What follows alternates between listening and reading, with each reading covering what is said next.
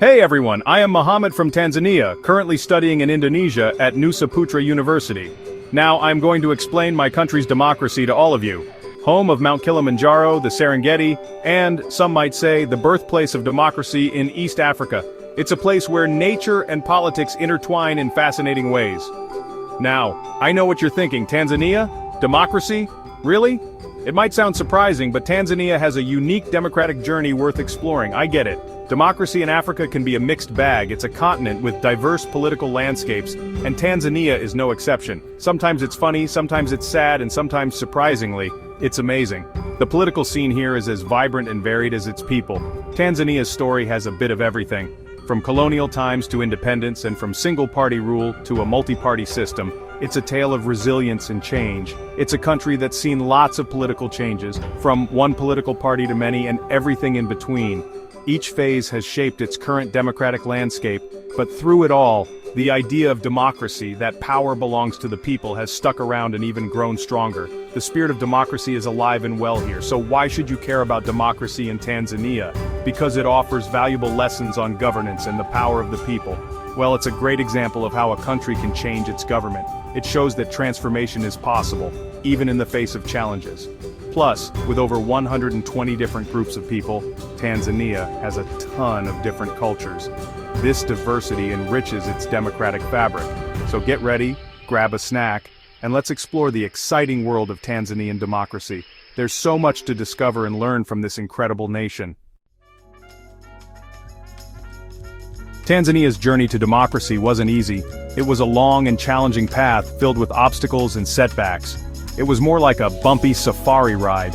The road to freedom and democracy was fraught with difficulties, much like navigating the rugged terrain of the Tanzanian wilderness.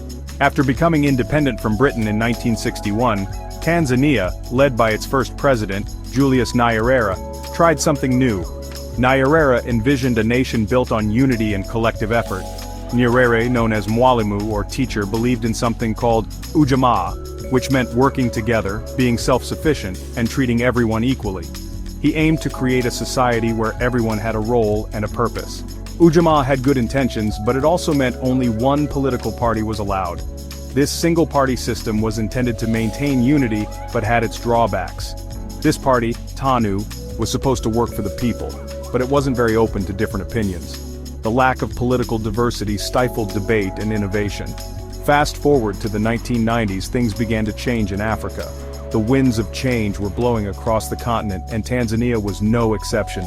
People wanted more say in their government, they demanded greater participation, and the ability to choose their leaders freely.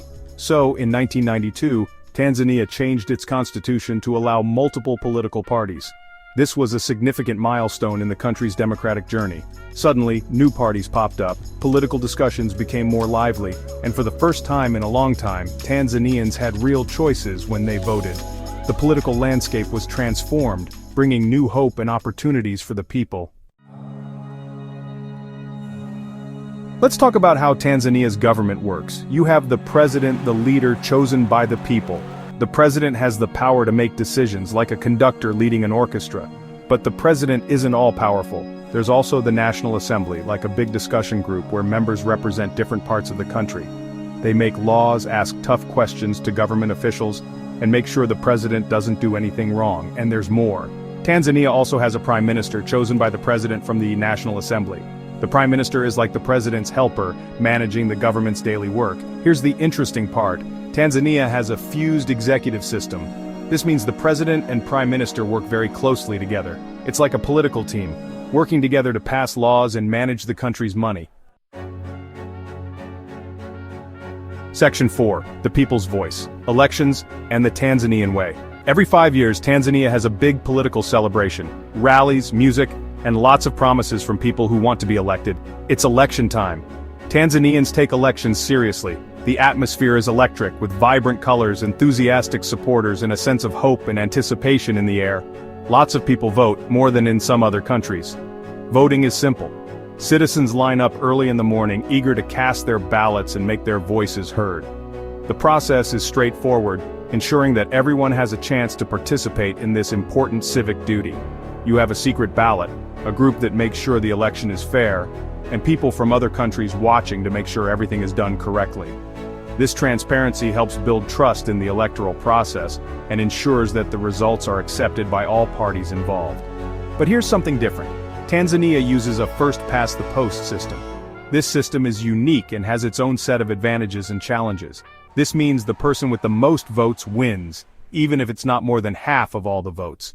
It's a straightforward approach that can sometimes lead to surprising outcomes. It's like a race where the first person to finish wins, even if they stumbled a few times. The key is to cross the finish line first, regardless of the journey. This system can lead to big wins for popular candidates, but sometimes smaller parties don't get much power. It creates a dynamic political landscape where major parties dominate, but there's always room for surprises and shifts in power. Section 5. Wananchi Power, Citizen Participation in Tanzania. Now let's talk about the real heroes of democracy, the Wananchi, the everyday people of Tanzania. In Tanzania, being involved means more than just voting. Tanzanians are known for their strong communities and for speaking their minds. From small village meetings to big public discussions, citizens have many chances to share their opinions, make sure their leaders are doing a good job, and help shape their communities. One special thing about Tanzania is Wananchi initiatives. These are projects started by citizens to address problems like education, healthcare, and protecting the environment. It's like a do-it-yourself approach to democracy where people take action and show that anyone can make a difference. Section 6. Speaking Truth to Power, Human Rights in Tanzania. Tanzania has made big improvements in human rights since it changed to a multi-party democracy. People are mostly free to say what they think. Newspapers, radio stations, and the internet are full of different opinions. But like a comedian pushing the limits of what they can say, there are some things you shouldn't say. Criticizing the government, while sometimes allowed, can get you into trouble. The government has used laws to silence people who disagree with them, which is worrying. Despite these challenges, Tanzanian citizens are active and involved. Human rights groups, journalists, and regular people continue to speak up, demanding that the government be responsible and respect everyone's freedoms. Section 7. The Long Road Ahead, Challenges to Democracy in Tanzania. Let's be honest, democracy in Tanzania isn't always perfect. One big problem is corruption, like a mosquito that keeps causing problems and hurting development. Then there's the problem of people only listening to others who agree with them, especially online. This makes it hard to have real conversations and find solutions everyone likes. Another challenge is making sure everyone in Tanzania has a voice, no matter who they are or where they live. Tanzania has a lot of different people, and that should be reflected in its government and how decisions are made.